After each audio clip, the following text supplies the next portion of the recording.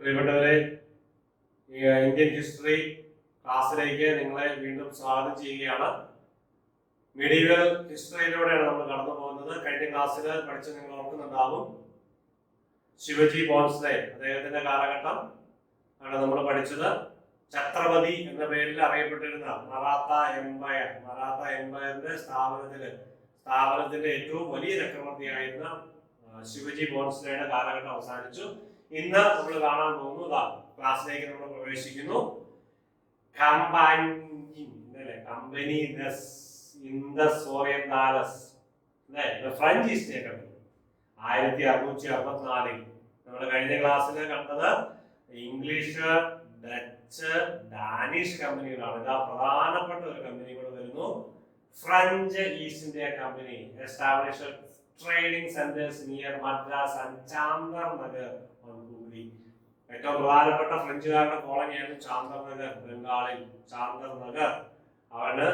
അതോടൊപ്പം തന്നെ തമിഴ്നാട്ടിലും ഇന്നും ഫ്രഞ്ചുകാരുടെ സെറ്റിൽമെന്റ് ഇന്ന് കേന്ദ്രഭരണ പ്രദേശമായിട്ട് അറിയപ്പെടുന്നുണ്ട്. ഏതൊക്കെയാണ് നമ്മൾ ഒരു ക്ലാസ്സിൽ സ്റ്റേറ്റ്സ് ഓഫ് ഇന്ത്യ നമ്മൾ പഠിച്ചതാണ്. ഫ്രഞ്ചുകാരുടെ ഈ കാര്യങ്ങളൊക്കെ അന്ന് പഠിച്ച് നിങ്ങൾ ഒരിക്കൽ കൂടി ഒന്ന് മെമ്മറൈസ് ചെയ്യുക. ഏതൊക്കെയാ? മാഹി, യാനം, കാരക്കൽ ആൻഡ് പുതുച്ചേരി. ഇന്ന് പോണ്ടിച്ചേരി എന്നറിയപ്പെടുന്ന, ഇന്ന് പുതുച്ചേരി എന്നറിയപ്പെടുന്ന സ്ഥലം. ഇത്രയാണ്. ചാന്ദർനഗർ ഉണ്ടായിരുന്നു. ചാന്ദർനഗർ അവര് ഇംഗ്ലീഷുകാർക്ക് വേണ്ടി അവിടെ വിട്ടുകൊടുക്കുകയാണ്, അല്ലെങ്കിൽ അത് കീഴ്പ്പെടുത്തി പോവുകയാണ് ചെയ്തത്. ആദ്യം ചാന്ദർനഗറും മദ്രാസും ആയിരുന്നു ഇവരുടെ ഏറ്റവും ശക്തി കേന്ദ്രം. അവിടെയാണ് ഫ്രഞ്ച് ഈസ്റ്റ് ഇന്ത്യ കമ്പനി സ്ഥാപിതമാകുന്നത്. French East India Company, right? Then the French East India Company was a commercial enterprise founded in 1664 to compete with the English, later British and Dutch in India companies in the East Indies. East Indiesലെ ഇംഗ്ലീഷും ഡച്ചുകാരെയും compete ചെയ്യുന്നതിന് വേണ്ടി, അതായത് വാണിജ്യത്തിന്, അതായത് ട്രേഡിങ്ങിന് അവരെ compete ചെയ്യാൻ വേണ്ടി സ്ഥാപിതമാകുന്ന കമ്പനിയാണ്, ഫ്രഞ്ചുകാരുടെ കമ്പനിയാണ്. 1664 സ്ഥാപിതമാകുന്ന കമ്പനിയാണ്. ഈ കമ്പനിയുടെ സ്ഥാപനമൊക്കെ ഓർത്തിരുന്നോളെ. ചാന്ദർനഗർ ആണ് ഏറ്റവും പ്രധാനപ്പെട്ട അവരുടെ ശക്തി കേന്ദ്രം. ലൊക്കേറ്റഡ് 35 കിലോമീറ്റേഴ്സ് തൊട്ടടുത്താണ്, കൽക്കട്ടയുടെ തൊട്ടടുത്താണ് Chandernagore. Birth of Guru Govinda Singh, death of Shah Jahan. 1666 Shah Jahan മരിക്കുന്നു.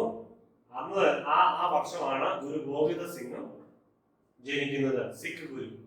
ഗുരു Govinda Singh was the 10th ഗുരു. നമ്മൾ നേരത്തെ കണ്ടു, 10th ഗുരു ജനിക്കുന്ന സമയം. 10th Guru was Sikhism. ഗുരു ഗോവിന്ദ സിംഗിന്റെ ജനനം, സിഖിസത്തിന്റെ അവസാന ഗുരുവായ ഗുരു ഗോവിന്ദ സിംഗിന്റെ കാലഘട്ടം. ഈ മാറ്റം ഗുരു തേജ് ബഹദൂറിനെ നമ്മൾ കഴിഞ്ഞ ദിവസം ക്ലാസ്സിൽ കണ്ടത് എന്തായിരുന്നു? 115 ഹിമ്മ ഗുരുഗ്രന്ഥ സാഹിബിൽ ആഡ് ചെയ്തു എന്ന് പറയുന്നത് ഈ തേജ് ബഹദൂർ 1675 അദ്ദേഹത്തിന്റെ മാർജനം. Guru Tegh Bahadur revered as 9th Guru of Sikh religion. 9ാമത്തെ ഗുരു ആയിരുന്നു Guru Tegh Bahadur. His spiritual revelations dealing with 115 ഹിമ്മ എന്നൊക്കെ പറയുമ്പോൾ അത്രയും സ്പിരിച്വൽ റെവലേഷൻ, ഉൾക്കാഴ്ച ഉണ്ടായിരുന്ന, ആത്മീയത ഉണ്ടായിരുന്ന വ്യക്തിയായിരുന്നു ഈ തേജ് ബഹദൂർ.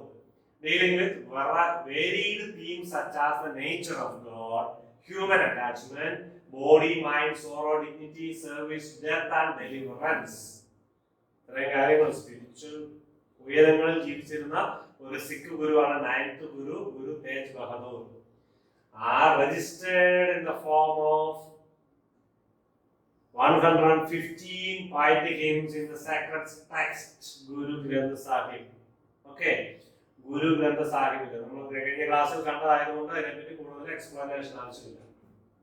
ഇനി ഡെത്ത് ഓഫ് ശിവജി എന്ന 1680 ഏപ്രിൽ 3-ാം തീയതി 80-ാമത്തെ വയസ്സിൽ ശിവജി അന്തരിക്കുന്നു. ഛത്രപതി ശിവജി അന്തരിക്കുന്നു. East India Company set up a primary press in Bombay. 1684 East India Company ഒരു പ്രൈമറി പ്രസ് ബോംബെയിൽ സ്ഥാപിക്കുന്നു. എക്സിക്യൂഷൻ ഓഫ് സാംബജി 1689 എക്സിക്യൂട്ട് ചെയ്യുന്നു.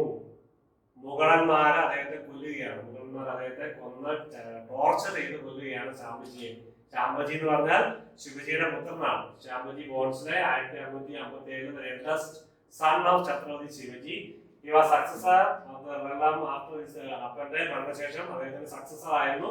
അദ്ദേഹത്തിന് മുഗളന്മാരെ പിടിച്ച് ടോർച്ചർ ചെയ്ത് കൊല്ലുകയാണ്. ഡെത്ത് ഓഫ് ഔറംഗസേബ് 1807 എന്നായിരുന്നു അദ്ദേഹത്തിന്. 1658 ഔറംഗസേബ് അധികാരമേൽക്കുന്നത്. 1707 അദ്ദേഹം മരിക്കുന്നു. Aurangzeb tomb in Khuldabad. Okay, Aurangzeb tomb.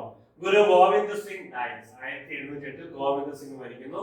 Guru Govind Singh left his physical body 1708 at Akchal Nagar, Hazur Sahib, Nanded, Maharashtra, India. Maharashtra. Ascension of Bajirao Peshwa at Pune. Pune. Bajirao Peshwa. Peshwa was the Prime Minister. 1720 Bajirao first was General of Maratha Empire. Maratha Empire Prime Minister Bajirao Peshwa. Bajirao first. He served as Peshwa, Prime Minister to fourth Maratha Chhatrapati King Shahu. നാലാമത്തെ മറാത്ത ചക്രവർത്തിയായിരുന്ന ഷാഹു 1720 അദ്ദേഹത്തിന്റെ 1720 ബാജിറാവു 1720 അദ്ദേഹത്തിന്റെ പേഷ്വായി മാറിയാണ്. until his death. ബാജിറാവുവിന്റെ മരണം വരെ Peshwa prime minister ആയിരുന്നു, പ്രധാനമന്ത്രി. Bajirao is credited with expanding the Maratha. ബാജിറാവിന്റെ പ്രത്യേകതയാണ് അദ്ദേഹം മറാത്ത എംപയർ എക്സ്പാൻഡ് ചെയ്യുന്നതിന് സഹായമായി, especially to the north, which contributed to its reaching a zenith during his son's reign 20 years after his death. Okay, Bajirao is generally regarded as the most influential of the 9 Peshwas of the Bhatt family. Bhatt ഫാമിലിയിൽപ്പെട്ട 9 പേഷ്വാമാരിൽ ഏറ്റവും പ്രധാനപ്പെട്ട ആളായിരുന്നു Bajirao first. ഈ Nadir Shah of Persia conquers Delhi.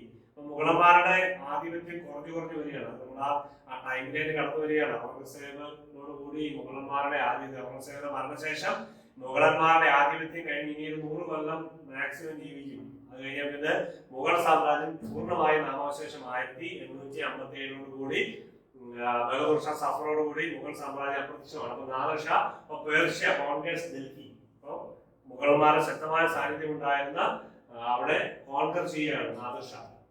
Emperor Nadir Shah, Shah of Persia, the founder of Afsharid dynasty of Persia, invaded the Mughal Empire, eventually attacking Delhi in March 1739. Okay, his army had easily defeated the Mughals at the Battle of Karnal. Karnal യുദ്ധത്തിൽ മുഗളന്മാരെ പരാജയപ്പെടുത്തുകയാണ് ആരാണ്? Nadir Shah. And would eventually capture the Mughal capital in the aftermath of the battle. അതായത് കർണാൽ യുദ്ധത്തിന് ശേഷം അദ്ദേഹം ഈ നാദിർ ഷാ മുഗളന്മാരെ പരാജയപ്പെടുത്തി ഡൽഹി പിടിച്ചടക്കുകയാണ്. ഇനി Maratha capture Bengal. Maratha Bengal capture. 1664 മുതൽ 1860 വരെയുള്ള മറാത്ത കിങ്ഡം ഏകദേശം നോക്കുക. ഡൽഹി ഉൾപ്പെടെയുള്ള അവിടെയൊക്കെ ഭരണം അധികാരമൊക്കെ അവരുടെ മറാത്ത ഒക്കെ ഉണ്ട്. Okay, in Bajis were a group of Maratha people indulged in large-scale plundering of the countryside of western part of Bengal for about 10 years. Okay, Baji invasion took place almost ഒരു വർഷം എടുക്കുന്ന കാലഘട്ടത്തിൽ ബംഗാൾ മറാത്ത എംപയർ ബാജീസ് എന്നുള്ള ഒരു ഗ്രൂപ്പിന്റെ നേതൃത്വത്തിൽ ആ Maratha group അവര് ബംഗാൾ പിടിച്ചെടുക്കുകയാണ്. ഇനി ഡ്യൂപ്ലെക്സ് പ്രധാനപ്പെട്ട ഒരു സംഭവം കൂടെയാണ്. ഫ്രഞ്ച് ഗവൺമെന്റിന്റെ അവരുടെ പക്ഷേ ഇതിനെ പറ്റി പറയുമ്പോൾ ഒരു വാക്ക് ഞാൻ പറയട്ടെ.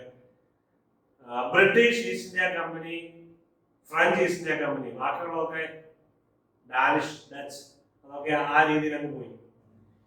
കൂടുതൽ ശക്തമായി നിന്നിരുന്ന 18-ാം നൂറ്റാണ്ടോടുകൂടി ഈ കാലഘട്ടത്തിൽ ശക്തമായി മാറിക്കൊണ്ടിരുന്ന 2 വെസ്റ്റേൺ കമ്പനീസ് ആണ് French East India company and English east India company.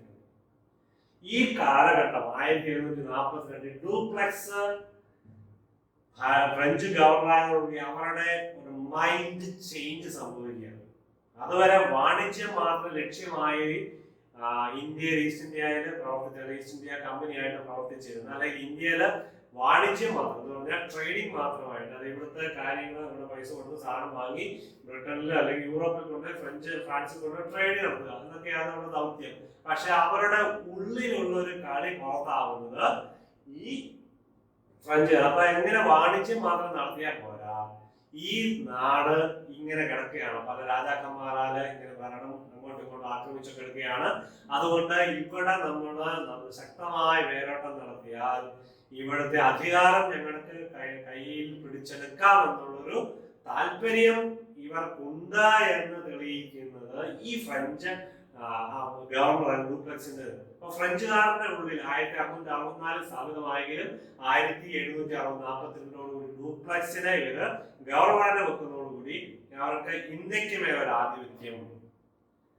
അപ്പോൾ സ്വാഭാവികമായിട്ട് 600-ൽ വന്ന് ഇവിടെ മോണോപോളി ട്രേഡ് മോണോപോളി ആയിട്ട് നിന്നിരുന്ന east India company, British east India കമ്പനിക്ക് അത് രസിക്കുവോ? ഇല്ല. അവിടെയാണ് ശക്തമായ റൈവൽറി വരുന്നത്.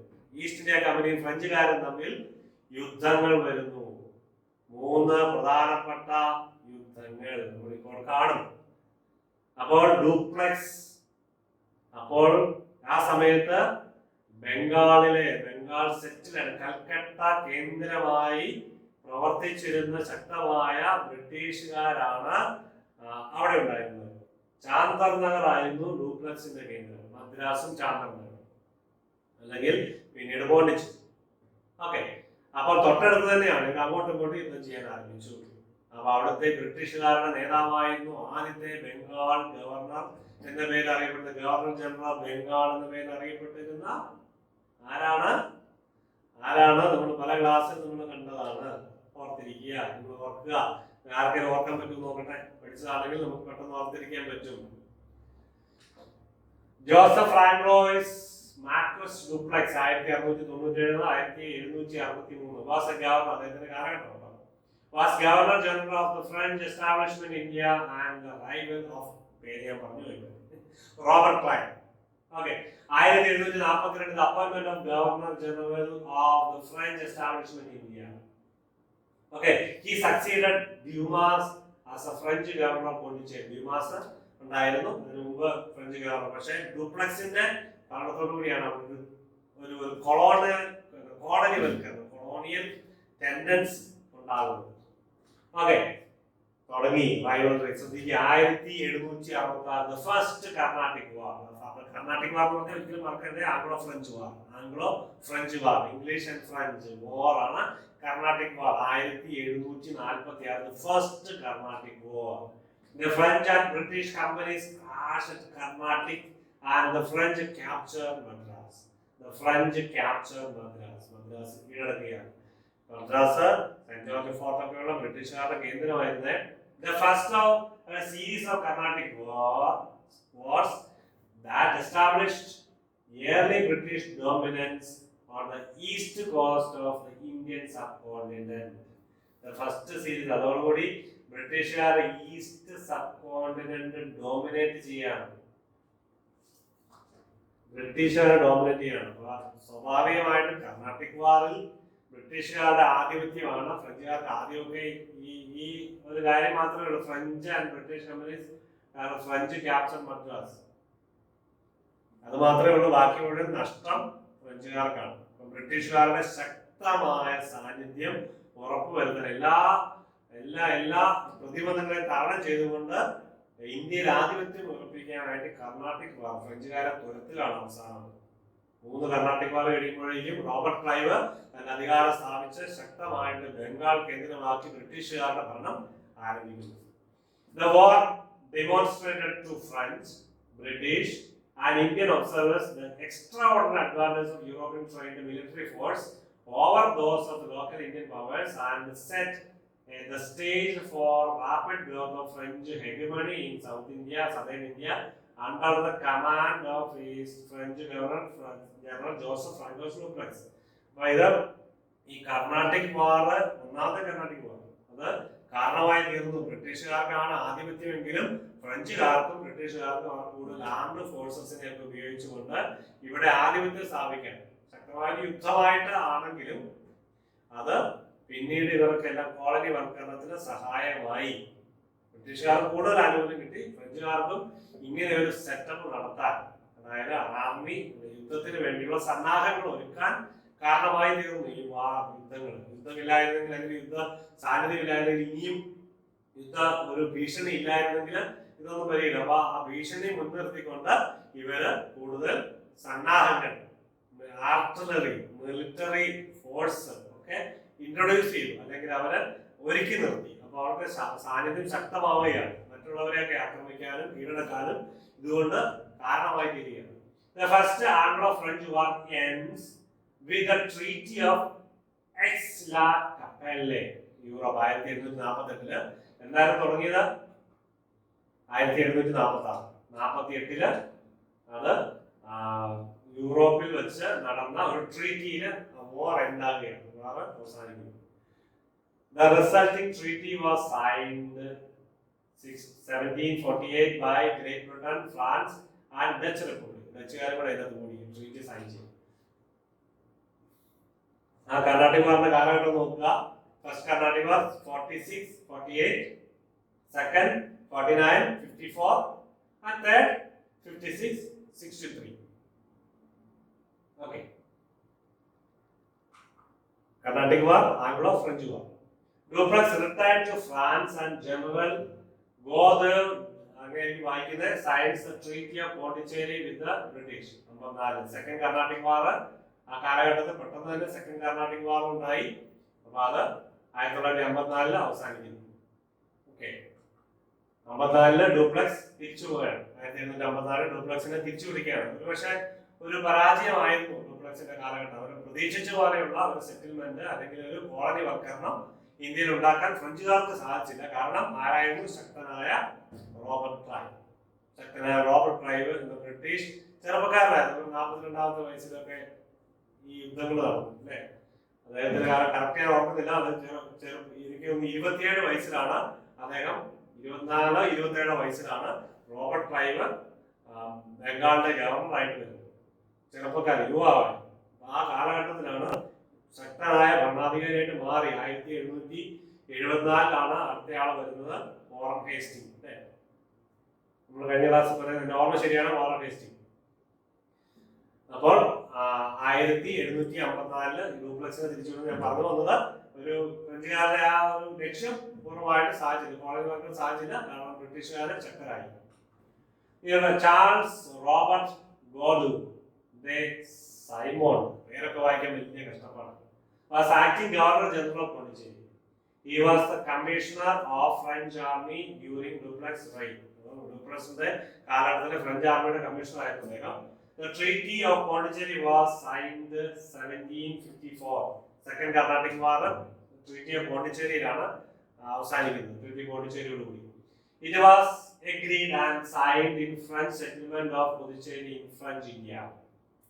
അപ്പൊ സെക്കൻഡ് വാർ ട്രീറ്റി ഓഫ് പോണ്ടിച്ചേരിയിലൂടെ അവസാനിച്ചെങ്കിലും അത് ബ്രിട്ടീഷുകാരുമായിട്ട് ഫ്രഞ്ച് സെറ്റിൽമെന്റ്, പോണ്ടിച്ചേരിയിലേക്ക് ഫ്രഞ്ച് സെറ്റിൽമെന്റ് അത് അംഗീകരിച്ചു. ഫ്രഞ്ച് സെറ്റിൽമെന്റ് പുതുച്ചേരിയിലെ ഫ്രഞ്ച് സെറ്റിൽമെന്റ് അത് അംഗീകരിക്കുകയാണ്. Treaty of Puducherry, treaty of Pondicherry. Treaty of Pondicherry 1754 second Carnatic വാറിന്റെ അവസാനം. പക്ഷേ പെട്ടെന്ന് തന്നെ അതങ്ങനെ ആ ട്രീറ്റി അതിൽ തന്നെ ഒരു സമാധാനപരമായിട്ട് നിലനിന്നില്ല. ഉടൻ തന്നെ 1756 തേർഡ് കർണാട്ടിക് വാർ ബ്രിട്ടീഷുകാരും ഫ്രഞ്ചുകാരും തമ്മിൽ ആരംഭിക്കുകയാണ്. ഇനി നമ്മൾ ഈ ക്ലാസ്സിന്റെ അവസാനത്തിലേക്ക് കിടക്കുകയാണ്. പ്രധാനപ്പെട്ട ഒരു സംഭവത്തോടു കൂടി നമ്മുടെ മിഡീവൽ ഹിസ്റ്ററി, നമ്മുടെ ഈ ക്ലാസിഫിക്കേഷനും അവസാനിക്കാൻ പോവുകയാണ്. അപ്പൊ ഇത് പ്രധാനപ്പെട്ടാണ്. അപ്പൊ അതുകൊണ്ട് ഓർക്ക് black hole tragedy 1756. Black hole tragedy എന്തായാലും black hole tragedy. Wagon tragedy എന്താണെന്ന് നമുക്കറിയാം.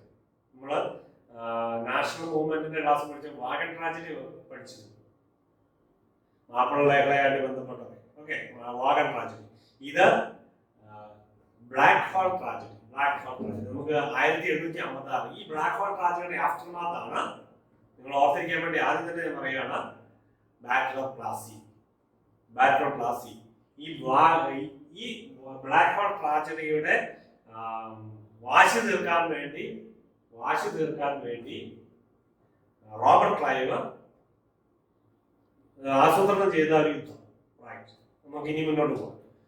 ബ്ലാക്ക് ഹോൾ ഓഫ് കൽക്കട്ട ശ്രദ്ധിച്ചിരിക്കുക, ഒരു കഥ പോലെ കേൾക്കുക. കൽക്കട്ട വാസ് എ സ്മാൾ ഡുങ്കൻ എന്ന് പറഞ്ഞാൽ ഒരു ഹോൾ അല്ലേ, ഒരു അണ്ടർഗ്രൗണ്ട് സെറ്റിൽമെന്റ്, കുറച്ചു കാലം അണ്ടർഗ്രൗണ്ട് പാർപ്പിക്കുന്ന ഒരു എന്താ പറയുക, മലയാളത്തിൽ പറഞ്ഞാല് ഒരു ഗുഹ, അതായത് പ്രിസണേഴ്സിനൊക്കെ പാർപ്പിക്കാൻ വേണ്ടി ഒരു ഗുഹ, ഒരു prison cell underground. Okay, in the fort old Fort William in Calcutta. Fort William എന്ന് പറഞ്ഞാൽ ബ്രിട്ടീഷുകാരുടെ കോട്ടയാണ്, റോബർട്ട് ക്ലൈവിന്റെ കോട്ടയാണ് ഫോർട്ട് വില്യം. ഫോർട്ട് വില്യം കേന്ദ്രമാക്കിയാണ് ബ്രിട്ടീഷ് ബംഗാളിൽ ഭരണം നടത്തുന്നത്, കൽക്കട്ടയിലെ ഭരണം നടത്തുന്നത്, അല്ലാതെ ഇന്ത്യ ഒട്ടായ ഭരണം നടത്തി ഫോർട്ട് വില്യം ആയിരുന്നു ബ്രിട്ടീഷുകാരുടെ കേന്ദ്രമായത്, പ്രത്യേകിച്ച് റോബർട്ട് ക്ലൈവിന്റെ ശക്തമായ കേന്ദ്രം. അപ്പോൾ in the old Fort William in Calcutta, India, where troops of Nawab of Bengal, Sirajul-Dowla, held the British prisoners of war after the capture of the fort on 20th June 1756. June 20 1856 June 20 ഈ fort സിറാജുദ്ദൗള, Bengal നവാബായിരുന്ന സിറാജുദ്ദൗള കീഴടക്കി. Fort William കീഴടക്കി എന്ന് പറഞ്ഞാൽ കീഴടക്കി, അത് പിടിച്ചെടുത്തു. Then one of the prisoners എന്ന് പറഞ്ഞാൽ അന്നത്തെ പ്രിസണറിൽ ഒരാളായിരുന്നു John Zephaniah Holwell claimed that the following fall of the, അതിനുശേഷം ആ കോട്ട പിടിച്ചെടുത്തതിന് ശേഷം ബ്രിട്ടീഷ് ആൻഡ് ആംഗ്ലോ-ഇന്ത്യൻ സോൾജിയേഴ്സ് എന്ന ബ്രിട്ടീഷുകാരുടെ soldiers and civilians were held overnight in conditions of cramped, that many died from suffocation, heat exhaustion and crushing. അപ്പൊ അങ്ങനെ അതൊന്ന് പിടിച്ചെടുത്ത് വരെയായിട്ട് ഈ എന്താണ് ബ്ലാക്ക് ഹോളിൽ, അല്ലെങ്കിൽ എന്താ പറയുന്നത് ബ്ലാക്ക് ഹോൾ എന്നറിയപ്പെടുന്ന ആ ഒരു ഗുഹയ്ക്കകത്ത് സോൾജേഴ്സിനെ, പട്ടാളക്കാരെ പിടിച്ചിടുകയാണ്.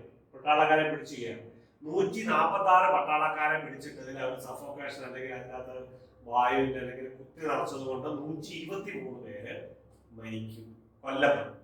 ഇങ്ങനെ ശ്വാസം കിട്ടാതെയും തിരക്ക് കാരണം ഈ ഗുഹയ്ക്കുള്ളിൽ വെച്ച് 146 123 പേര്, ആകെ 26 പേരെ രക്ഷപ്പെട്ടു.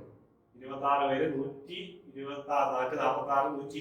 പേര് കൊല്ലപ്പെടുകയാണ്. However, the precise number of death and accuracy of Howell's claims have been the subjects of controversy. അത് കറക്റ്റ് ആണെന്നൊന്നുമില്ല, അദ്ദേഹം പറഞ്ഞതനുസരിച്ച് ശരിയാണോന്നുമില്ല, പക്ഷെ ഏകദേശം അത്ര തന്നെ ഉണ്ട്. ചിലപ്പോൾ അത് കൂടാൻ പറയാം. അതിന് ഇമ്പീരിയൽ ആഫ്റ്റർമാത്ത് എന്തായിരുന്നു, അതിന്റെ ആഫ്റ്റർമാത്ത് എന്തായിരുന്നു, അതിന്റെ പരിണിത ഫലം. As a result, J.S. Boswell's account in October, Boswell പറഞ്ഞതനുസരിച്ച്, ഓർഡൻ പറഞ്ഞതനുസരിച്ച്, in October 1750 Robert Clive was sent to retaliate against Indians. 1757 Robert Clive was sent to retaliate against the Indians or the Sirajul-Dowla, Bengal Nawab, with his troop and local Indian allies. അദ്ദേഹത്തിന്റെ പടയാളികളും ഇന്ത്യക്കാരുടെ അദ്ദേഹത്തിന്റെ കൂട്ടാളികളും ചേർന്ന് Clive defeated Sirajul-Dowla at the Battle of Plassey, which resulted in Siraj being overthrown as Nawab of Bengal and killed. Battle of Plassey ഇതിന്റെ ആഫ്റ്റർമാത്തായിരുന്നു. അതിനുശേഷം Robert Clive ഈ ബംഗാൾ നവാബായിരുന്ന സിറാജുദ്ദൗളയെ പരാജയപ്പെടുത്തി ബംഗാൾ പിടിച്ചെടുക്കുകയും അദ്ദേഹത്തെ കൊല്ലുകയും ചെയ്തു. അതാണ് ബ്ലാക്ക് ഹോൾ ട്രാജഡിയുടെ aftermath. The Black Hole of Calcutta was later used as warehouse and in memoriam of the death and British. അതായത് ഈ ഒബലിസ്കും ഉണ്ട്. ഒബലിസ്ക് എന്ന് പറഞ്ഞാൽ ഒരു കല്ലിങ്ങനെ എന്താ പറയുന്നത്, ഒബലിസ്ക് എന്ന് പറഞ്ഞാൽ മലയാളം ഒരു സ്തൂപം, സ്തൂപം എന്ന് കേട്ടിട്ടുണ്ടാകും. അതിനോട് ഒബലിസ്ക് എന്ന് പറയുന്നത്. നിങ്ങൾ സ്പെല്ലിംഗ് ഒക്കെ നോക്കി ഒന്ന് പഠിക്കുക. ഒബലിസ്ക് എന്നാ പഠിക്കുക. ഒബലിസ്ക് ആണ് ഇത്. അത് ഈ മരിച്ചവരുടെയും എല്ലാവരുടെയും എന്താ ഒരു മെമ്മോറിയമായിട്ട് അല്ലെങ്കിൽ അവരുടെ ഒരു ഓർമ്മയ്ക്കായിട്ട് ഈ ഒബലിസ്ക് സ്ഥാപിച്ചു. ബാറ്റിൽ ഓഫ് പ്ലാസി എന്ന് നോക്കുക. നമ്മൾ ഇതോടുകൂടി അടുത്ത കൊളോണിയൽ പീരീഡ് ഇനി വരുന്ന പോകുന്നു, പകുതിയായിട്ട് പോകുന്നു. ഇനി വരാൻ പോകുന്ന ഹിസ്റ്ററി നിങ്ങൾ മടുത്തിട്ടുണ്ടാവും. മടുക്കൊന്നും വേണ്ട, ഇത് ഹരമായിട്ടും പഠിക്കുക, താല്പര്യത്തോടെ പഠിക്കുക. ഒരിക്കലും മടുക്കരുത്, മടുത്താൽ കൊടുത്തപ്പെടും. ഇത് താല്പര്യത്തോടെ രസകരമായിട്ടൊക്കെ പഠിച്ചു പോകുക, അത് ഡീറ്റെയിൽ ആയിട്ട് പഠിച്ചു പോകാം. കഥയൊക്കെ കേട്ടൊക്കെ പോവുക അല്ലേ. അതിന്റെ കൂടെ ഡേറ്റ് ഓർത്തിരിക്കുക, കുറച്ച് ആളുകളുടെ പേരൊക്കെ ഓർത്തിരിക്കുക. ഹിസ്റ്ററി ആയി മടുത്തേക്കരുത്, ഇഷ്ടപ്പെടാതിരുന്നൊക്കെയും ചെയ്തിരിക്കും. ഈ ബാറ്റർ പ്ലാസി 1757. എന്തായാലും batter Plassey, the battle of Plassey was a decisive victory of British East India Company over the Nawab Bengal and his French allies on 23 June 1757. ഞാൻ പറയാൻ പറഞ്ഞൊരു കാര്യമുണ്ട്. അപ്പൊ ബ്രിട്ടീഷുകാർക്കെതിരെ ആര് എതിരിട്ടാലും ഫ്രഞ്ചുകാരും കൂടെ ചെയ്യും. അപ്പൊ ബംഗാള് ഈ നവാബിന്റെ കൂടെ ഫ്രഞ്ചുകാരുടെ സഖ്യം ഉണ്ടായിരുന്നു. ഫ്രഞ്ചുകാർ ബ്രിട്ടീഷുകാർക്കെതിരെ റൈവലറി ആയതുകൊണ്ട് എങ്ങനെയും ബ്രിട്ടീഷുകാരെ പരാജയപ്പെടുന്ന നമുക്ക് ആഗ്രഹം ഉണ്ടായതുകൊണ്ട് നവാബിനോട് ചേർന്ന് ഫ്രഞ്ചുകാരും ഉണ്ടായിരുന്നു. പക്ഷെ റോബർട്ട് ക്ലൈവിന്റെ നേതൃത്വത്തിലുള്ള പട്ടാളക്കാര് അവരെ പരാജയപ്പെടുത്തുകയാണ്. The battle consolidated the company's presence in Bengal. പ്രധാനപ്പെട്ട സംഭവമാണോ. അപ്പം കമ്പനിയുടെ സാന്നിധ്യം എന്ന് പറഞ്ഞാൽ presence of companies presence in Bengal consolidate ചെയ്യും, ശക്തമാവുകയാണ്. അതങ്ങനെ എല്ലാം കൂടെ അങ്ങനെ പറഞ്ഞു കിടന്ന് അല്ലെങ്കിൽ അങ്ങനെ ഇല്ലാതെ അവർക്ക് ഒരു ആധിപത്യത്തിലേക്ക് വരികയാണ്. ഇപ്പൊ കമ്പനിയുടെ ശക്തമായ റൂള് വരികയാണ്. 1857 1857 കമ്പനി തിരിച്ചു. 1857 കമ്പനി ശക്തമാണ്. 100 കൊല്ലത്തോളം കമ്പനിയുടെ ഭരണം കൺസോളിഡേറ്റ് ചെയ്യുകയാണ്. Okay. The battle took place at Paladi. എവിടെയാ നോക്കുക? പാലാഷി എന്നൊക്കെ അറിയാം. പാലാഴി, Plassey on the banks of Bhagirathi River about 150 kilometers north of Calcutta and south of Murshidabad, then the capital of Bengal. Now in Nadia districts of West Bengal. ഇപ്പോഴത്തെ Nadia district, west ബംഗാളിലെ district നാദിയയിലാണ് ഈ battle of Plassey നടന്ന പാലാഷി of Plassey എന്നുള്ള സ്ഥലം. Okay. അപ്പോൾ ഇതോടുകൂടി നമ്മൾ മീഡിയൽ history അവസാനിക്കുകയാണ്. അപ്പോൾ നമ്മൾ അടുത്ത ക്ലാസ്സിന് കൊളോണിയൽ ഹിസ്റ്ററി ആയിട്ട് വരും. അപ്പോൾ നിങ്ങൾ ഹിസ്റ്ററി പഠിക്കാനായിട്ട് താല്പര്യത്തോടെ പഠിക്കാനായിട്ടിരിക്കുക. അപ്പോൾ നിങ്ങൾക്ക്